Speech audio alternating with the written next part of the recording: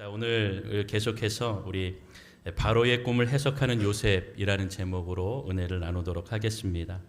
지난 설교 때에 우리는 애굽의 바로 왕이 자기가 꾸었던 그 지난밤에 난해하였던 그 꿈에 대해서 일어나서 해석이 안 되니까 너무 괴로웠다 했던 장면을 보았지요. 고대 애굽에서는요, 왕이 꾼 꿈은요, 나라의 운명과 직결이 된다라는 것입니다. 그렇게 믿었기 때문에 이 꿈은 그냥 넘어가서는 안 되는 꿈이었습니다. 그런데 이 애굽의 석학들이라고 하는 사람들, 이 피라미드를 만들 정도로 설계할 정도로 굉장히 뛰어난 이들에게서 이 꿈이 해석이 안 되는 것입니다. 이때 술 맡은 관원장이 2년 전의 일을 기억합니다. 자신이 감옥에 있었을 때 자신의 꿈을 해석하였던 그 히브리 소년, 그 소년이 이제 생각나서 왕에게 아뢰게 되는 것이죠. 바로는 당장 그 요셉이라는 자를 데려오라 라고 명령을 합니다. 요셉은 특급 대우를 받지요. 그래서 왕 앞에 서는 그 모습, 꾀죄죄하고 감옥에 있었던 그러한 모습이 아니라 새롭게 세수도 하고 이제 이발도 하고 수염도 깎고 또 왕 앞에 서는 예복도 입고 그렇게 하면서 특급 대우로 이제 왕 앞에 서게 되는 것을 보게 됩니다. 여러분, 오늘 본문에 이제 왕 앞에 첫 대면을 하게 되는 것입니다. 이 첫 대면은 사실 굉장히 중요합니다. 보통 여러분들 왕 앞에 누군가 대면하면, 그래, 너는 어디 사는 누구냐, 뭐 하는 사람이었냐, 너의 부모는 누구냐, 그렇게 물어보지 않습니까? 그래서 왕이 요셉을 탁 만나서, 그래 요셉아, 너는 어디 요시냐, 이러면서 물어보고 이렇게 통성명을 시키고 또 출신 성분을 묻고 이렇게 하는 것이 정석이지 않습니까? 그러나 바로는요, 이 모든 것을 거두절미합니다. 그리고 요셉을 만나자마자 무엇부터 이야기합니까? 자기 꿈 이야기부터 합니다. 꿈 이야기부터 한다라고 하는 것을 보았을 때 지금 바로의 관심은 오로지 이 꿈에 대한 해석, 이 꿈에 대한 것에 집중되어 있음을 볼 수가 있습니다. 여러분, 당시 애굽의 왕은 신으로 추앙될 만큼 아주 고귀한 존재였습니다. 그런데 이 사람에게는 아쉬운 것이 없죠. 그런데 처음으로 자신이 아쉬운 이야기를 하게 되었던 겁니다. 그것도 요셉에게, 그것도 노예였던 자에게. 그렇게 나아가서 자기의 입장, 자기의 지금 너무나 급한 이 사정을 이야기하게 되는 것이죠. 노예에 불과했던 이 요셉을 지금 구세주처럼 바라보고 있는 바로왕의 모습을 한번 상상해 보십시오. 여러분, 이 모든 것이요, 요셉이 잘나서가 아니라 바로 하나님께서 예비하시고 준비하신 섭리인 줄로 믿습니다. 여러분, 그렇기에 지금부터 요셉의 한마디 한마디가 이제 복음이 되는 것입니다. 하나님을 전하는 그러한 말이 되는 것이죠. 하나님은 바로의 절박함을 통하여 요셉을 빛나게 하시는 것을 우리는 볼 수가 있죠. 여러분, 그러므로 세상의 위기는요, 오히려 하나님의 사람에게는 기회가 되는 줄로 믿습니다. 여러분, 그러한 믿음을 가지고 우리가 이 땅을 믿음으로 살아가야 될 줄로 믿습니다. 15절에 보니 이 바로의 해석을 해석하는 자가 없다, 이렇게 바로가 얘기하죠. 자, 15절을 보시죠. 바로가 요셉에게 이르되 내가 한 꿈을 꾸었으나 그것을 해석하는 자가 없더니. 그러니까 애굽의 이 모든 꿈을 해석할 수 있는 그런 석학들, 점순가들 다 불러서 내 이야기를 하였지만 아무도 이 꿈을 해석하지 못하였다. 그런데 뭐라고 얘기합니까? 너는 꿈을 들으면 능히 푼다 하더라, 이렇게 얘기하며 바로 요셉을 이미 그의 마음에 요셉에 대한 믿음이 가득한 그러한 모습을 볼 수가 있는 것입니다. 이에 요셉은 평소대로 뭐라고 얘기합니까? 16절에 보니 내가 아니라 누가 한다고요? 하나님께서 바로에게 편안한 대답을 하실 것입니다 라고 그렇게 확신에 찬 목소리로 대답을 하는 것이죠. 여러분, 이를 통해서 요셉이 얼마나 하나님과의 관계가 친밀해져 있는가를 우리는 알 수가 있습니다. 하나님과의 관계가 친밀하면은요, 우리가 어떠한 상황에 있든지 간에 우리는 자신 있게 내가 하는 것이 아니고 하나님이 하십니다. 하나님이 하실 것이고 당신은 편안하게 있으십시오. 이렇게 요셉처럼 확신에 차여 이야기할 수 있는 것이죠. 우리가 확신이 없으면요, 하나님과의 친밀한 관계가 이루어져 있지 아니하면 이런 대답을 할 수 없고 이러한 삶을 살아갈 수 없다라는 것입니다. 하나님과의 관계가 친밀하신 저와 여러분이 되기를 주의 이름으로 소망합니다. 여러분, 요셉의 마음 깊은 곳에는 무슨 일이 있든지 간에 무슨 일을 만나든지 간에 전지전능하신 하나님께서 모든 것을 해결하신다라는 그 믿음이 있었던 것이 분명합니다. 여러분, 우리도 이 땅에 살며 흔들리는 믿음이 있다면 우리가 이 요셉과 같은 굳건한 믿음으로 살아가야 하는 것이죠. 요셉은 절대 권력자였던 이 바로 앞에서 떨지도 않고 주눅들지도 않았음을 볼 수가 있죠. 모든 영광을 하나님께 돌리는 인생, 여러분, 그러한 인생이 어떠한 일이든지 두려워하지 않습니다. 어떠한 사람을 만나든지 간에 어떠한 인물을 만나든지 간에 두려움과 떠는 일이 없다는 것을 우리는 알 수가 있는 것입니다. 왜냐하면 요셉은 철저하게 하나님을 의지하였기 때문에, 그리고 하나님이 그의 인생에, 그의 삶에, 그의 마음판에 철저하게 각인되어 있는 인생이었다라는 것을 너무나 알 수가 있습니다. 여러분, 그래서 이 요셉이 오늘 본문에 보면 4번이나 하나님이 하셨다라는 말을 반복하고 있습니다. 16절에, 25절에, 28절에, 32절에 계속적으로 하나님이 말씀하셨다, 하나님이 하시는 것이다, 하나님이 인도하신다 하는 그러한 부분으로 자꾸 하나님이 하신다라는 것을 고백하고 있죠. 하나님과 친밀하지 않으면, 하나님이 나의 온 전인격적으로 하나님이 각인되어 있지 아니하면 이러한 고백을 또 바로 앞에서 할 수가 없는 것입니다. 여러분, 우리도 요셉처럼 세상 사람들 앞에서 하나님을 각인시키는 자들로서 주님을 바라보며 주님을 이야기하며 주님을 찬양하는 인생이 되기를 주의 이름으로 축원합니다. 요셉은 2년 전에 감옥에 있었던 이 관원장의 꿈을 해석할 때에도 내가 하는 것이 아니고 하나님이 하는 것이다라고 분명히 알리고 있었음을 볼 수가 있죠. 지금도 바로 앞에서 변함없이 그대로 하나님께서 하는 것입니다. 조금 더 보태서 얘기하면 하나님께서 당신을 편안하게 이제 대답해 주실 것입니다 라고 그렇게 이야기하죠. 요셉의 인생은요, 일관되게 오직 하나님만을 바라보는 인생이었습니다. 하나님의 사람으로 올바로 살아가는 인생이었던 것입니다. 여러분, 형들에게 설 때도, 자신의 꿈을 이야기할 때도, 그리고 부모님 앞에서 자기의 꿈을 이야기하고 온 가족 앞에서 당신들의 볕단이, 당신들의 해와 달과 별이 다 나에게 인사한다, 절을 한다, 그 이야기를 할 수 있는 것도, 그리고 이제 형들의 그 시기와 질투로 미디안 상인에게 팔려서 보디발 장군 앞에 섰을 때에도, 그리고 보디발 장군의 그 아내가 유혹할 때에도, 그리고 모함으로, 이 억울함으로 감옥에 갇히는 인생이 되었지만 간수장 앞에서도 그는 굴하지 않고 하나님의 사람이라는 것, 그 일관된 모습은 변함없이 그는 하나님을 바라보는 인생이었다라는 것입니다.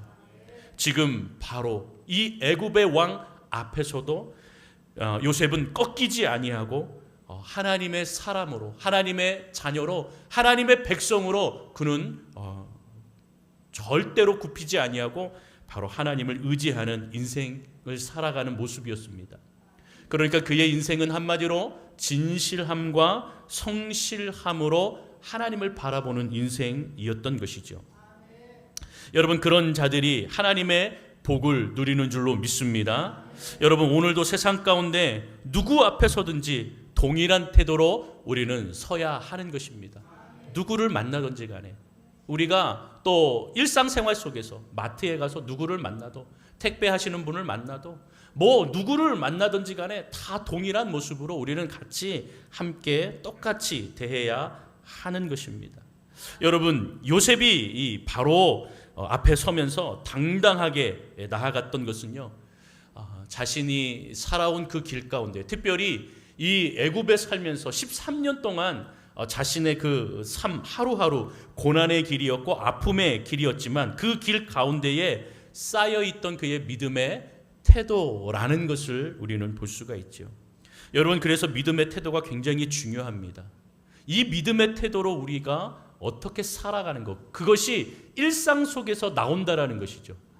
어떤 상황에 처해 있던지 간에, 어떠한 일을 만나든지 간에 우리의 믿음의 태도가 하나님 앞에 온전히 서 있으면 그 태도가 바로 우리의 삶의 일상에서 나온다라는 것입니다. 여러분, 세상 사람들은 얼마나 가면을 쓰고 거짓된 모습으로 살아갑니까? 때로는 저와 여러분들도 그렇게 살아갈 때가 있습니다. 여러분, 그러나 믿음의 태도는요, 변함없이 일관됩니다. 누가 보든지 보지 않던지 간에 하나님이 나를 보고 계시다, 그것을 잊지 아니하고 주님을 바라보는 인생이라는 것을 분명히 기억하셔서 우리의 믿음의 태도가 주님을 온전히 바라보실 수 있도록 서는 저와 여러분이 되될 줄로 믿습니다. 그래서 저와 여러분도 매일매일 하나님 앞에 선다, 우리가 하나님 앞에 서서 살아가는 그러한 인생이다라는 그러한 믿음의 태도로서 주를 의지하고 주 앞에 서시는 일상을 살아가는 저와 여러분이 되기를 소망합니다. 요셉의 영적인 통찰력이 대단하지요. 애굽의 현인들 또 점순가들이 다 바로의 꿈을 해석하지 못하였지만 요셉은 바로의 꿈을 듣는 그 순간에 바로 해석합니다. 그 뜻은 이것입니다 라고 그렇게 표현하고 있지 않습니까? 여러분, 하나님의 지혜는요, 모든 난해한 것, 인간의 난해하고 복잡한 것이라도 너무나 단순화시키는 그러한 놀라운 능력과 은혜가 있는 것입니다. 바로가 이렇게 난해하고 너무나 괴롭고 이 꿈을 꾸었지만 하나님께서는 하나님의 지혜를 요셉에게 주셔서 이 복잡하고 얽혀있고 설켜져 있는 것들을요, 너무나 단순하게 해석하여 말하는 것을 우리가 볼 수가 있는 것입니다. 요셉은 아주 심플하게 정리합니다. 여러분, 그래서 25절의 이후에 보면은요, 바로 요셉이 바로에게 아뢰되 바로의 꿈은 하나라 라고 말하며 하나님이 그가 하실 일을 바로에게 보이는 것입니다 라고 그렇게 말해주고 있습니다. 당신이 두 가지의 꿈을 꿨지만 그것은 바로 하나입니다. 하나를 가르치는 겁니다. 그래서 하나의 꿈을 강조하기 위해서 두 번으로 나누어서 당신이 꿈을 꾸신 것이고 그것은 하나님께서 당신에게 주신 것입니다 라고 얘기하죠. 바로의 꿈은 장차 애굽의 미래이며 하나님이 행하실 일이라 라고 하는 것을 분명하게 말합니다. 그래서 여기서 7이라는 숫자는 7해를 이야기한다. 7 좋은 암소와 이삭이 있는데 7년 동안 큰 풍년이 있을 것이다 라고 그것을 해석합니다. 반대로 파리하고 흉한 소 7 암소와 또 동풍에 말라 속이 빈 이삭, 이것은 풍년 이후에 극심한 이제 흉년이 올 것이다 라는 것을 해석하고 너무나 간단하게 단순화시켜서 이렇게 정리하며 해석하는 것을 볼 수가 있습니다. 여러분, 사실 흉년은 애굽에게 큰 문제임과 동시에 왕의 통치 기반을 흔드는 일이기도 합니다. 애굽의 좀 배경을 우리가 좀 볼 필요가 있는데요. 당시의 바로 왕은요, 힉소스 왕조의 거의 처음이라고 말씀을 드릴 수가 있습니다. 여러분, 애굽의 역사도 굉장히 깁니다. 우리 한국도 왕조가 있죠. 물론 고조선, 삼국시대, 발해, 고려, 조선 왕조 이래 갖고 우리는 크게 한 5가지로 보지 않습니까? 그런데 애굽의 왕조는요, 이 왕조만 해도 30개가 넘습니다. 그러니까 굉장히 큰 역사를 가지고 있으면서 또 문명이 또 태어난 이러한 나라가 아니겠습니까? 힉소스 왕조가 세워진 지 이제 불과 몇 년 되지 않습니다. 이 바로 왕이 당시에 왕이었을 때 이 힉소스 왕조의 한 30년 정도의 이제 그 기간이 이 바로 왕을 통하여서 이어지고 있는 것입니다. 그런데 이 30년의 지금 자기의 이 왕조를 세워 나가면서 더 굳건히 세워 나가야 할 필요가 있었습니다. 왜냐하면 이 힉소스 왕조는요, 이방 민족으로 이제 세워진 왕조거든요. 그러니까 쉽게 얘기하면 여러분 중국의 청나라, 우리가 뭐 이렇게 중국의 역사를 뭐 잘 아는 건 아니지만 그 큰 청나라가 세워질 때 이 청나라의 왕조가 바로 여진족입니다. 여진족을 통하여서 이 청나라가 세워진 것이거든요. 그러니까 이와 같이 이 힉소스 왕조도 이방 민족이었던 자들을 통하여 이제 이 애굽의 왕조가 시작되어진 것입니다. 그러니까 토종 이 애굽 사람들은요, 이 지금 바로 왕을 이렇게 보면서 그렇게 큰 믿음이라고 해야 되나, 이 민심이 그렇게 높은 그러한 상황은 아니었다라는 것을 볼 수가 있습니다. 그렇기 때문에 여러분, 옛날에도 이렇게 뭐 가뭄이 오고 흉년이 오면 왕이 뭐 직접 나아가서 기우제를 드리며 막 제사를 드리며 비가 오게 해달라고 막 그러지 않습니까? 똑같은 것입니다. 흉년이 온다라고 하는 것은요, 왕의 이 왕 통치의 기반을 흔드는 그러한 큰 사건과도 재앙과도 같은 일이라는 것이죠. 그렇기 때문에 여러분, 이 모든 것이 왕에게 있어서는 굉장히 부담이 되는 것입니다. 풍년에게는 자기에게 좋지만 흉년은 우리가 왕을 잘못 세웠나? 이 나라의 왕이 잘못되었는가? 그래서 통치 기반이 막 흔들리는 그러한 문제로 올 수 있기 때문이라는 것이죠. 그렇기 때문에 바로는 너무나 이것이 자신에게 큰 문제라는 것입니다. 그리고 이 문제를 해결할 수 있는 자가 나오면 어떠한 자라도 그에게 벼슬을 주고 또 그가 원하는 모든 것을 해주지 않겠습니까?